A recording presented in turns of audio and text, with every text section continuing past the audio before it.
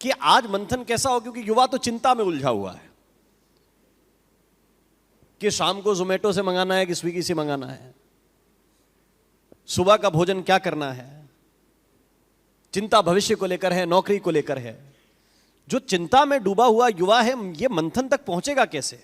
देखिए, मैं प्रारंभ में मैंने कहा कि युवाओं के बगैर इस देश का, इस धरती का और हम में से किसी का भी उत्थान संभव नहीं है।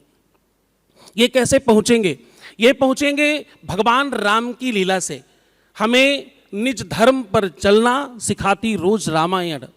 रामायण का वो चरित्र जहां एक भाई दूसरे भाई को सर्वस्व देने के लिए प्रयत्नशील है।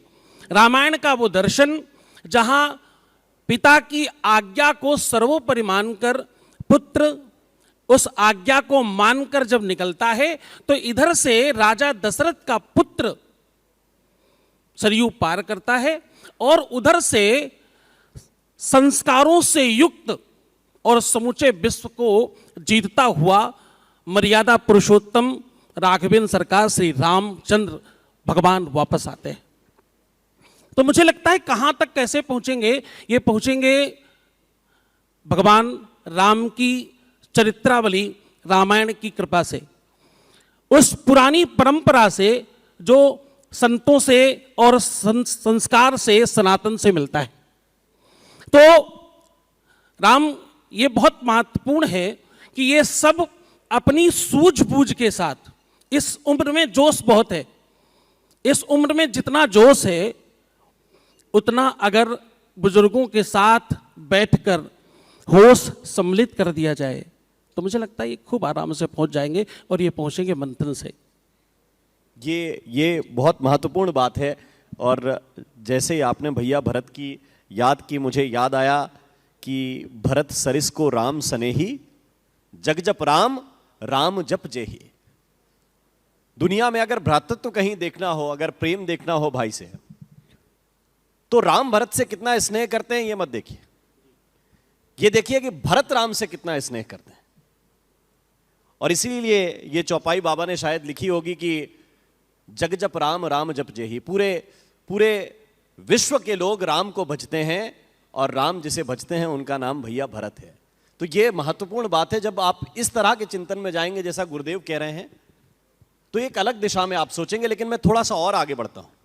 देखिए, सरकारों की भूमिका होती है कि वो नीतियां बनाएं, नीतियों को लागू करें और उन नियम कानूनों को हम मानें। लेकिन सबसे महत्वपूर्ण है कि जन जागरण हो। संतों की भूमिका इसमें किस तरह से देखते हैं? आपका योगदान इसमें गुरुदेव किस तरह से है? संत समाज का योगदान किस तरह से है?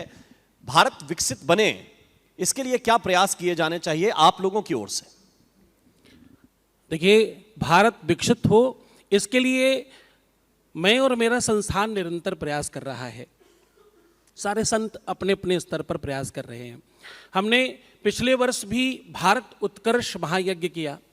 ये यज्ञ आहुतिक तो थी ही थी, इस यज्ञ में सबसे आवश्यक था युवाओं का जागरण, युवाओं को उस विधा से जोड़ना जिससे उनके जीवन में अपने स्वयं के जीवन को और अपने लक्ष्य को साधने का बल आए और वो जागृति आए, वो विचार आए, वो चिंतन आए, जिससे उनका स्वयं का उत्थान हो सके। देखिए, 2 हाथ पैर का व्यक्ति, बड़े ध्यान समझिएगा, हर व्यक्ति के पास में 2 हाथ और 2 पैर हैं। 4 हाथ पैर का व्यक्ति इस दुनिया में दिखता नहीं। एक सामान्य और एक असामान्य, एक गरीब, एक अमीर, एक सफल और एक असफल, कैसे? केवल और केवल विचारों की वजह से, केवल और केवल अपने मंथन के कारण, अपने मनन के कारण, अपने चिंतन के कारण। धन वृद्धा, बल वृद्धा, आयुर्वृद्धास्तथैव च ते सर्वे ज्ञान वृद्धश्च किम कराश्च किम कराह। वेद कहता है कि धन में, बल में, आयु में बड़ा होना नहीं होता। बड़ा होना होता है आपके विचार के मंथन का बड़ा होना, आपके जहन में, आपके इस मानस की खेती में वो राम का विचार, वो रामायण का विचार, वो सनातन का विचार, अपनी उन्नति का विचार, अपनी श्रेष्ठता का विचार, अपने ग्रोथ का विचार आपके इस मानस में अगर आ जाए, ये खेती बड़ी हो जाए, तो मुझे लगता है सब बड़ा हो जाएगा। और इस पर हम लोग बहुत काम कर रहे हैं। 5 लाख लोगों को डायरेक्ट और इनडायरेक्ट इसमें जोड़ा गया। जब से विकसित भारत 2047 का संकल्प माननीय प्रधानमंत्री जी ने लिया, हमने निरंतर अपने 12 यूनिवर्सिटियों में, और 400 स्कूल्स हैं हमारे सीबीएसई बोर्ड के, और 12 यूनिवर्सिटियां हैं, हमने सब जगह जितने भी वहाँ छात्र हैं, अध्यापक हैं, व्यवस्थापक हैं, वो सब मिलकर नित्य रोज ये प्रयास कर रहे हैं कि किसी प्रकार से हर युवा, हर नया बच्चा, हर नया कोपल अपने विचारों में उन्नति कर सके, अपने खुद की ग्रोथ के लिए। क्योंकि आपकी उन्नति होगी तो आपके परिवार की उन्नति होगी, आपके परिवार की उन्नति होगी तो आपके क्षेत्र की उन्नति होगी, क्षेत्र की होगी तब आपके डिस्ट्रिक्ट की होगी तो प्रदेश की होगी तब आपके देश की उन्नति होगी। तो विकसित भारत 2047 तब संभव होगा जब आपके विचारों में, आपके मानस में, आपके मनन, चिंतन और मंथन में वो विषय प्रवेश कर जाए कि हाँ, हम कौन हैं। आपसे कोई नाम पूछे, अगर कोई इंग्लिश में आपको कहता है हु आर यू, तो आप अपना नाम बताना चाहते हैं, केवल उतना ही परिचय आपका नहीं है। आपको ये चिंतन करना होगा, हु एम आई, मैं कौन हूं, मेरा जन्म क्यों हुआ, मैं यहां आया क्यों, इस परिवार में मेरा जन्म हुआ क्यों, और मुझे क्या करना है। हम रोज अपने जीवन में क्या गलत कर रहे हैं, क्या हमें करना चाहिए, हमें कहां पहुंचना चाहिए, ये विचार करना, ये मनन करना, ये चिंतन करना ही उन्नति है। उन्नति और ग्रोथ दूसरे को देखना नहीं है केवल, हम किसी से सीखें इसमें बुराई नहीं है, पर दूसरे को देखते ही रहें, स्वयं में चिंतन और मंथन और मनन नहीं करें तो उन्नति नहीं होती। इस देश की उन्नति में